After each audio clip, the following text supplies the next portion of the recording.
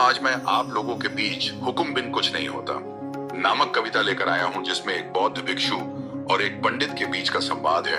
उम्मीद है आप लोगों को अच्छा लगेगा, और अगर अच्छा लगे तो इस तरह के और वीडियो पाने के लिए चैनल को सब्सक्राइब जरूर करें और वीडियो को अपने जानने वालों को शेयर करना न भूलें, ताकि इस वीडियो को बनाने का उद्देश्य पूरा हो सके।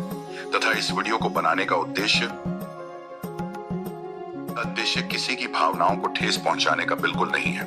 वीडियो को सिर्फ जागरूकता के लिए बनाया गया है। तो चलिए कहानी को शुरू करते हैं। इस कहानी में भगवान की वास्तविकता को दर्शाया गया, जिसे ध्यान से समझने की जरूरत है। तो शुरू करते हैं। पंडित सुखराज। हुक्म बिन पत्ता नहीं डोलता है। आनंद बौद्ध। पंडित जी, किसके हुक्म बिन पत्ता नहीं डोलता है? पंडित सुखराज। भैया आनंद, भगवान के ही हुक्म से दुनिया में सब कुछ होता है। उसके हुक्म के बिना एक पत्ता भी हिलडुल नहीं सकता है। आनंद बौद्ध। क्या भगवान ही सब काम खुद करते हैं? पंडित सुखराज। नहीं, कुछ काम वह स्वयं करता है और कुछ काम दूसरों से करवाता है। आनंद बौद्ध। यानी भगवान बिग बॉस, उसका बॉस दे, बाकी सब उसके चट्टे बट्टे हैं। पंडित सुखराज। हाँ भैया, यही सच है। उसकी मर्जी के खिलाफ कोई कुछ भी नहीं कर सकता है। कहा जाता है कि भगवान सर्वज्ञानी है, यानी वह सब कुछ जानता है।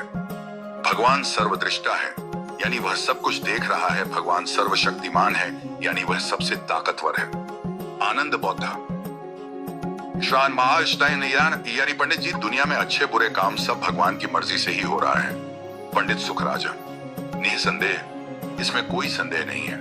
अगर किसी अन्य की मर्जी भी चलेगी तब तो ईश्वर का अधिकार कम हो जाएगा और तब एक दूसरा भगवान भी पैदा हो जाएगा।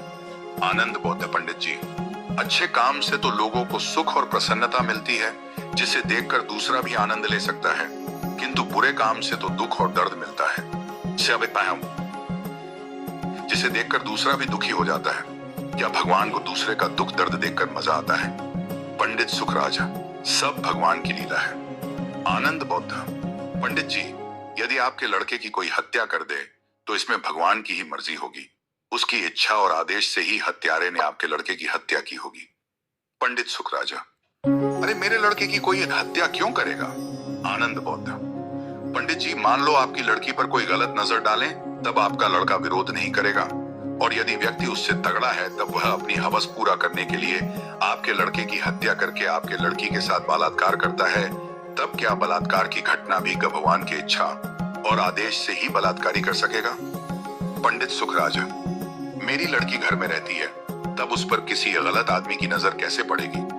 आनंद बौद्ध। पंडित जी, आपके घर में धन दौलत तो है। अगर इसकी जानकारी होने पर कुछ डकैत है आपकी संपत्ति को लूटने के लिए डाका डालते हैं, और लूट के दौरान किसी डकैत की नजर आपकी लड़की पर पड़ जाती है, वह उसे पकड़ता है और आपके लड़के के विरोध पर उसकी हत्या करके डकैत आपकी धन दौलत के साथ आपकी लड़की की इज्जत भी लूट लेते हैं, तब क्या आप अपने घर में डकैती, हत्या, बलात्कार की घटना की रिपोर्ट भगवान की इच्छा, आदेश और लीला मानकर थाने में नहीं लिखवाएंगे? पंडित सुखराज। थाने में रिपोर्ट क्यों नहीं करेंगे? इसमें भगवान की क्या गलती है? आनंद बौद्ध। पंडित जी, आपके धर्म के अनुसार सारी गलती भगवान की ही है। आपने ही बताया है कि वह सर्वज्ञ है, यानी वह सब कुछ जानता है। वह सर्वदृष्टा है, यानी वह सब कुछ देखता है। वह सर्वशक्तिमान, यानी वह सबसे ताकतवर है। तब वह सभी होने वाली घटनाओं को पहले से जानता है। वह घटना को होते हुए देखता है और सबसे ताकतवर होने के बावजूद घटना को नहीं रोकता है। यानी आपके घर पर सब कुछ भगवान के आदेश पर हुआ है। जरा सोचो, अगर कोई कुत्ते को ईंट पत्थर फेंक कर मारता है तो कुत्ता ईंट पत्थर पर नहीं बल्कि ईंट पत्थर फेंकने वाले पर हमला करता है। तुम कुत्ते से भी नासमझ तो नहीं हो? इन घटनाओं का दोषी भगवान है या इंसान? पंडित सुखराज। आनंद, तुम्हारी बातों से मुझे लगता है कि भगवान शायद नहीं है, क्योंकि जब हम इंसान ताकतवर होने पर अपनी जानकारी में अपने आंखों से देखते हुए किसी गलत काम को नहीं होने देते हैं, तब भला अगर भगवान होता तो अपनी जानकारी में होते हुए देखकर गलत कार्यों को जरूर रोकता। आनंद बौद्ध। पंडित जी, शायद नहीं, बल्कि भगवान बिल्कुल नहीं है। हम सब कुदरत प्रकृति के बंदे हैं। हमारी रक्षा कोई दूसरा नहीं करेगा, बल्कि हमें स्वयं तैयार होना पड़ेगा। साथियों, इस कहानी से हमें यह समझना चाहिए कि हमें भगवान के भरोसे नहीं बैठना चाहिए, क्योंकि भगवान कुछ नहीं करते हैं। हम जैसा कर्म करते हैं जीवन में, उसी का परिणाम हमें मिलता है।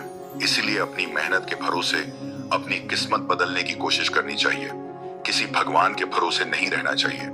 अगर यह विचार आपको अच्छा लगे तो अपने जानने वाले सभी लोगों तक जरूर भेजें और इस तरह के अन्य वीडियो पाने के लिए चैनल को सब्सक्राइब करना बिल्कुल न भूलें। आपके ऐसा करने से हमें प्रोत्साहन मिलता है, कृपया इसमें सहयोग करें। जय हिंद, जय भारत।